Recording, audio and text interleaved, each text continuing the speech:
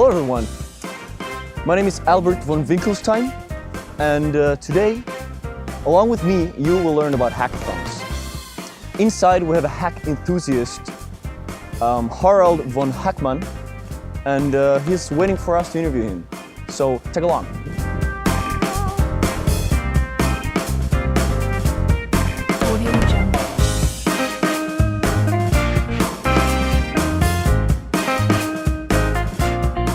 Albert von Schnacktelstien. Well, nice to meet you, Albert.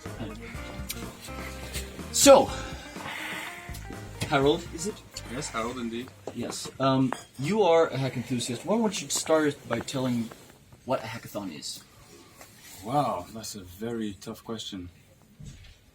Hackathon is a very broad spectrum.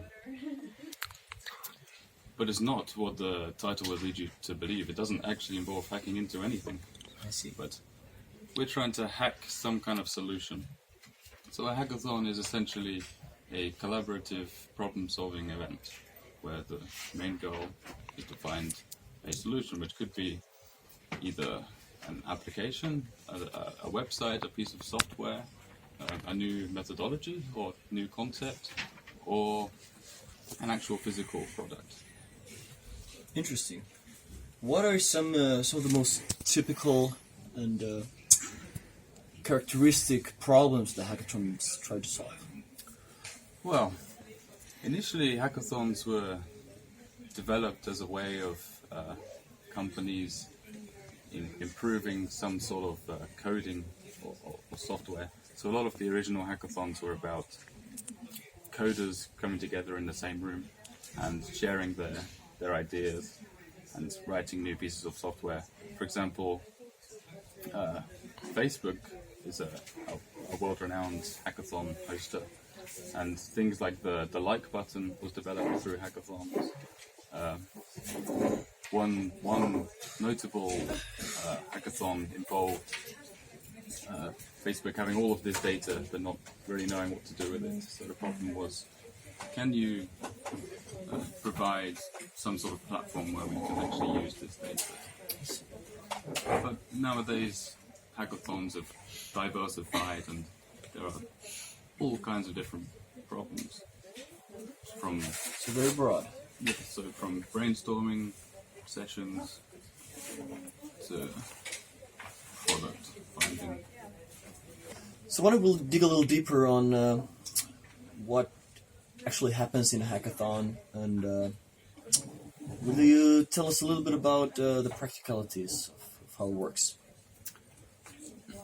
Well, usually there's one big venue, and all of the hackers arrive at this venue, and they split into their various teams of usually 3 to 6 people. And then there's the hosts give some kind of introduction, and they present the problem or the theme of the hackathon. Then essentially after that, everybody goes away and gets to work, and they have between 1 and 3 days to come up with their solutions. So some bodies can be quite tired, so there's often plenty of energy drinks and coffee consumed and snacks on the table. But everyone's working away crazily, and it's super competitive business, with the added incentive of prize money being awarded to the best solution.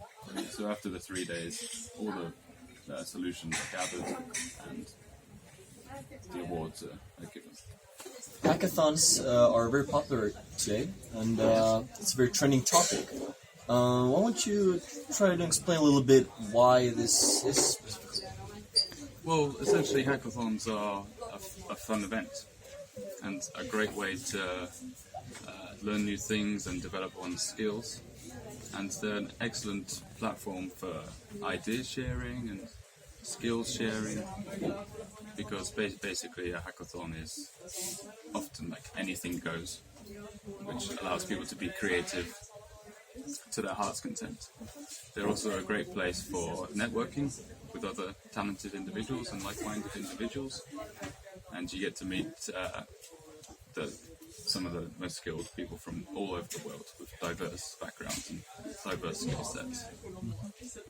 So now that we magically changed location, let's look at the organizational side of things. How do or where do companies really benefit from hackathons? Well, hackathons provide a venue for companies to achieve quick-fire solutions to their problems, which means they don't have to invest so heavily in developing project teams or long-winded product development. It also provides a relatively cheap workforce of enthusiasts from around the world who are happy to partake in these problem-solving events for the fun of it, rather than having to invest in expensive consultancy firms. It's also a good opportunity for networking with possibly future employees. So it's good for recruitment purposes. And also sometimes companies host internal hackathons, which means it's like a special day or a few days where all of the colleagues in the company can come together in one room and maybe establish new working relationships. Maybe they can think on a different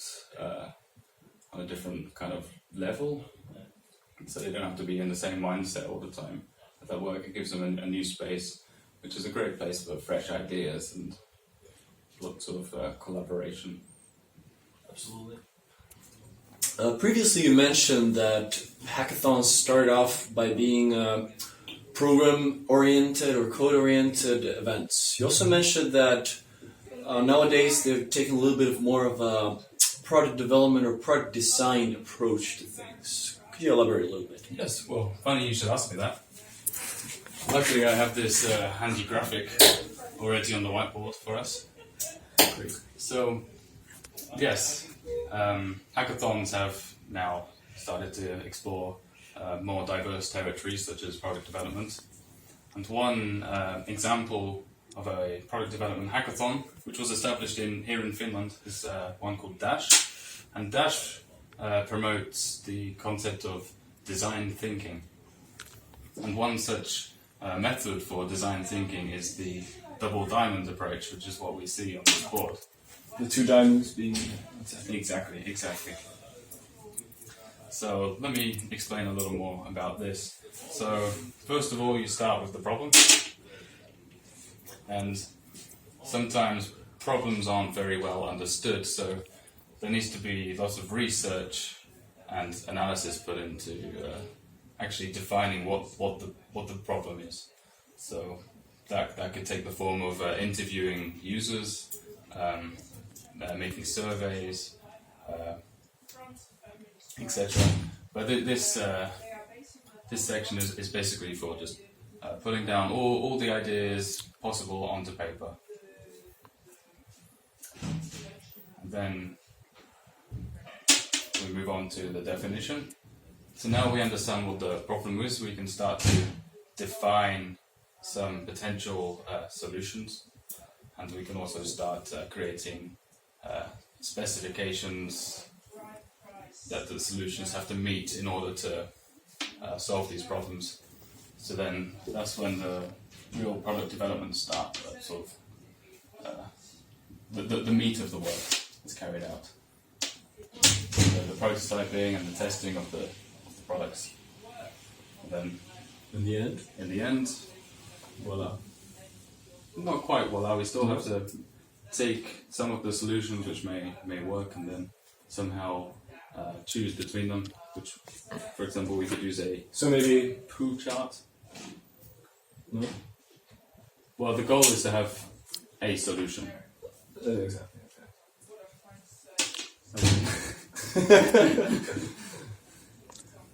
But we may come with a few solutions, then we have to choose one idealistic solution. Great. To conclude, first of all, I'd like to thank you, Harald, for being here tonight. I know you have a very busy schedule. Thank you for your insights today. You're welcome, it's my pleasure. Also, I would like to emphasize that the Finnish hackathon scene, being one of the most influential in the world, take a look, research some more. We have Dash was already talked about from Harald's part. We have EduHack, which was actually happening right here in the Oslo library some weeks ago. And of course Junction, one of the largest hackathons in the world. So take a look and join if you're interested. It's a great opportunity to get yourself out there. To those words, I'm Albert von Schnacktelstien, and thank you very much for watching. With those words, I am Albert von Schnacktelstien. Don't put on your shoes while I'm talking. I am Albert. You can't laugh if I can. I am Albert von Schnacktelstien. Fucking, that's so ridiculous. Okay, now acting. Just skip the name. I will not skip the name.